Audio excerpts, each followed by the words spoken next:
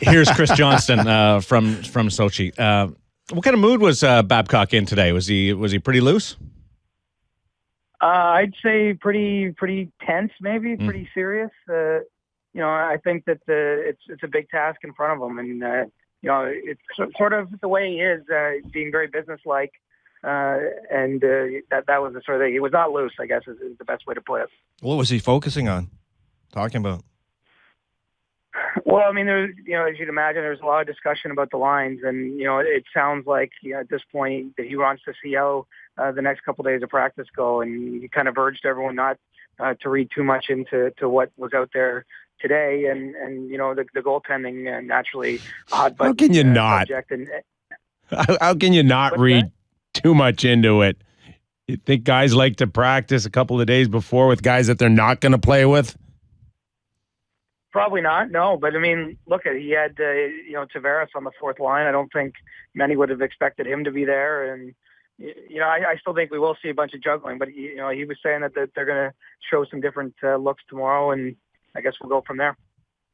Chris Johnston is with us, Sportsnet.ca and Hockey Central, chatting about Canada's opening practice ahead of the Sochi Games, where Canada will hope to defend its gold medal performance. The goaltending, obviously, is a hot topic. It doesn't sound like Mike Babcock was shedding any light on that. The players themselves, have they had anything to say?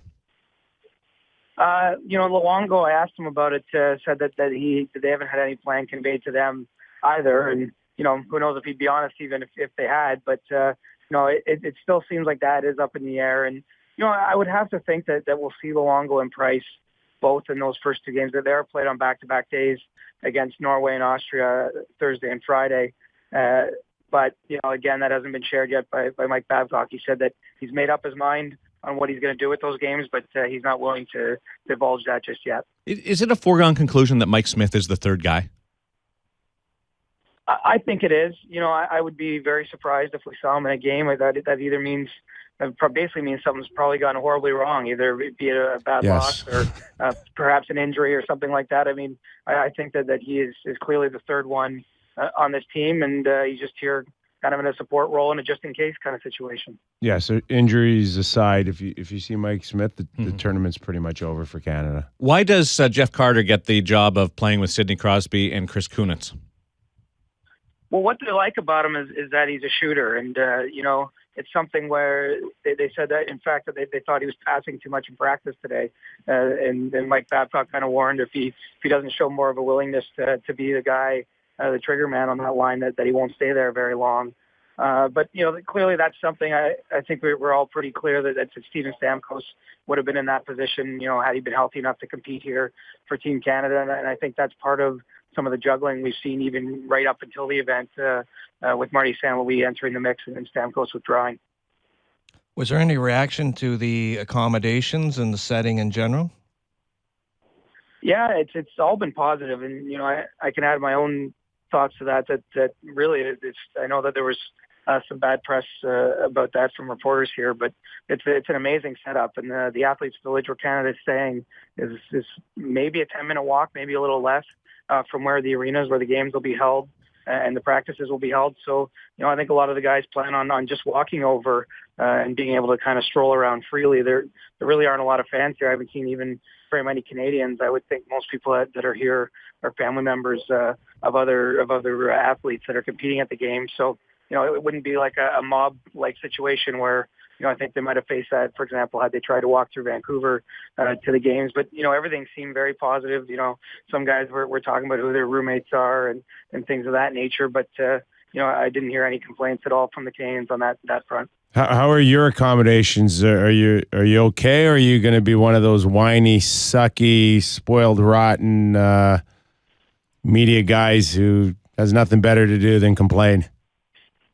Kipper, I would never be that guy. To begin with. And I can say, having traveled in Europe fairly extensively in my time, I lived a year over here too, that I've stayed in much worse places than the place I have. And, I've got no problems. It's been amazing. The weather's 15 degrees Celsius. All the stadiums that are down out of the mountain are side by side by side.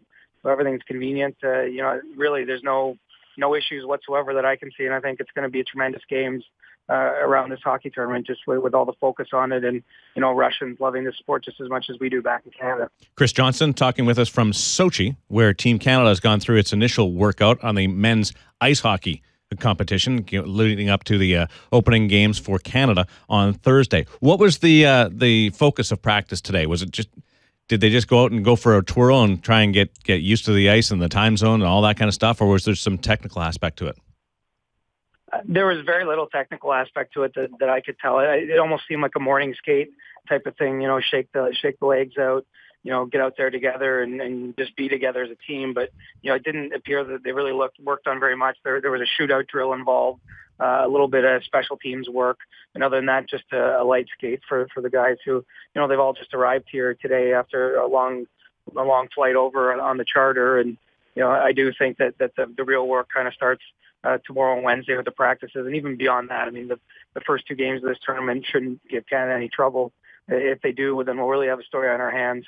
So I think that the focus is all just about being better next week when you get into the games that you have to win or you go home. Did they talk to the players about the game plan?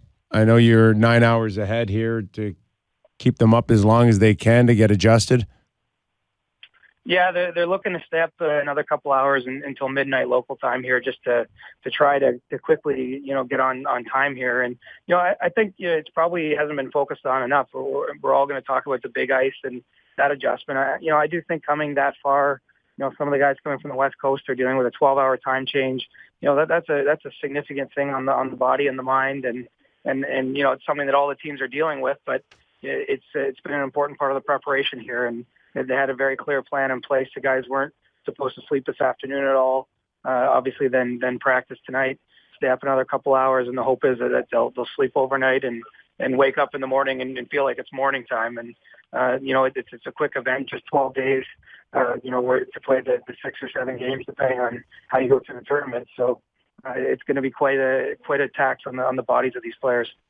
Any news with any of the other teams, Chris? The Russians and Datsuk, for instance.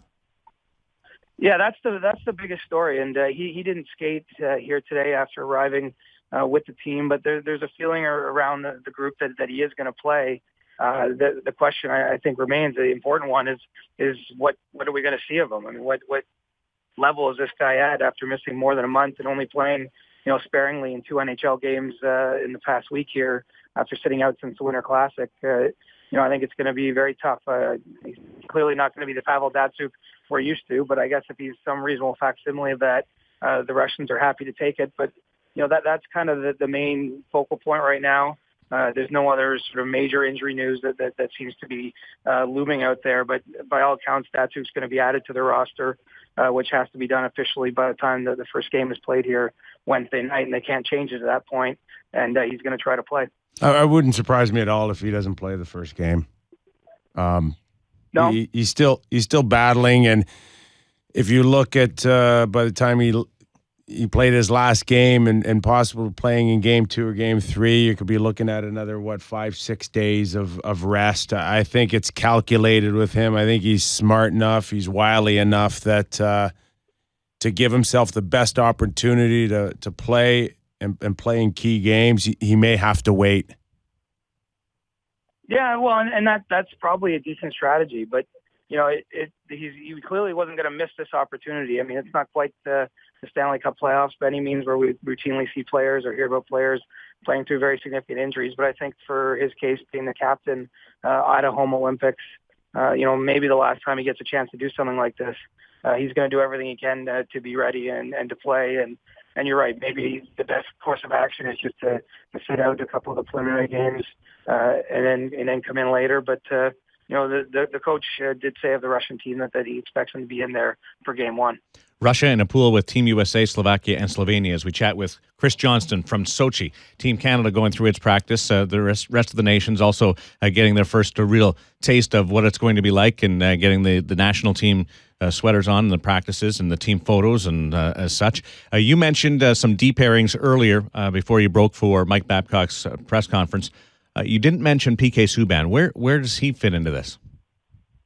Well, he and Dan Hamhuis were both in the sort of 7-8 positions, and clearly there'd be nothing on the ice that would show us which of those guys would be in the position to be sat down at this point. But it does appear right now he's going to start outside of Canada's top six for this tournament, which I don't think is a huge surprise. But I do think with the size of the ice and PK's obvious skating ability, that there is an opportunity for him as well to play up this lineup if he performs well. But it might be tough, I guess, if he scratched that first game. I mean, that'll be one of the interesting things to watch. It's a decision that is on Mike Babcock's plate right now. What about special teams?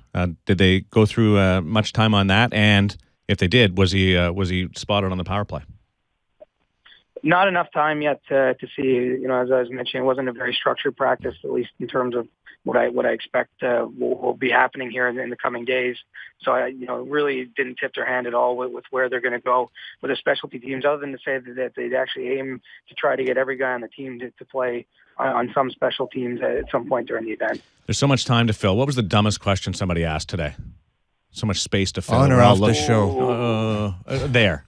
We don't. The funniest answer came from a question, asking about, with 4 or 5 NHL coaches on the coaching staff, how does it work? And it was put to Mike Babcock, but Ken Hitchcock interjected and said that it's a benevolent dictatorship, which got a few chuckles out of the room. So, not everyone was all wired and serious as Babcock was today, but it was actually light on dumb questions.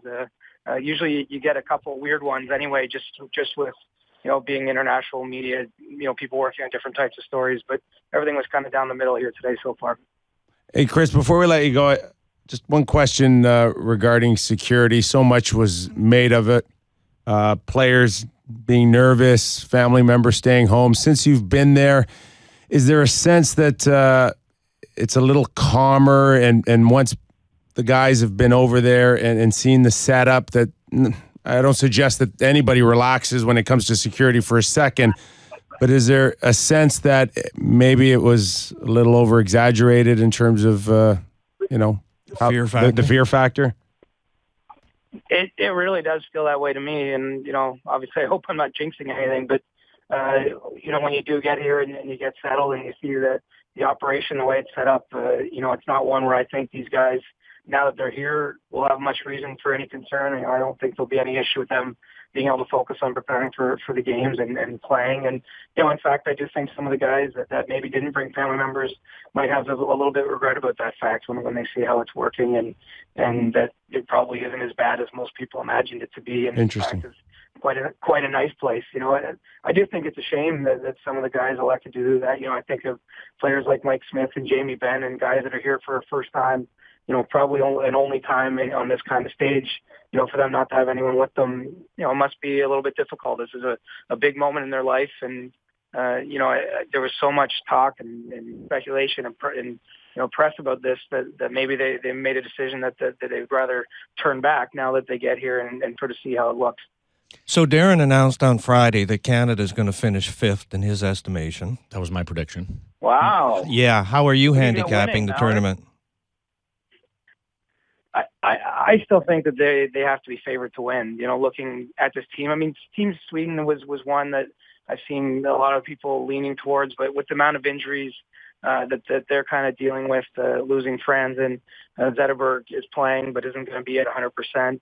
In a one-game single elimination tournament, you look at 4 or 5 countries, but I still think, and I don't say it as a Canadian, I just think looking at the hockey team that Canada and Russia, to me, are the 2 strongest, and I do think the U.S. could challenge here. If we see Phil Kessel play well, if that team can score, I think that's one of the concerns you have around the U.S., but I think Canada has a good chance, a great chance, in fact, to defend its gold medal here. I hope I'm wrong. Are you but I predicted. Crazy? 5th? Where'd they finish in Nagano? Where'd they finish in Turin? No. 7th in Turin, 4th in Nagano. Team. Exactly. Different team. Oh, my goodness. Look at that. Wow, that's some great line. Look at analysis. that blue line. Shea Weber, Drew Doughty. Again, I hope I'm wrong. I hope I'm wrong. Chris, thanks Duncan for joining us, Keith. coming up on 10 o'clock local time. Duncan Keith. Go wrap up your night in style, okay? I shall, and thanks for having me on, guys. We'll talk later in the tournament. We will. Ekman Larson's going to Chris beat Johnston them. from Sochi. Cronwell.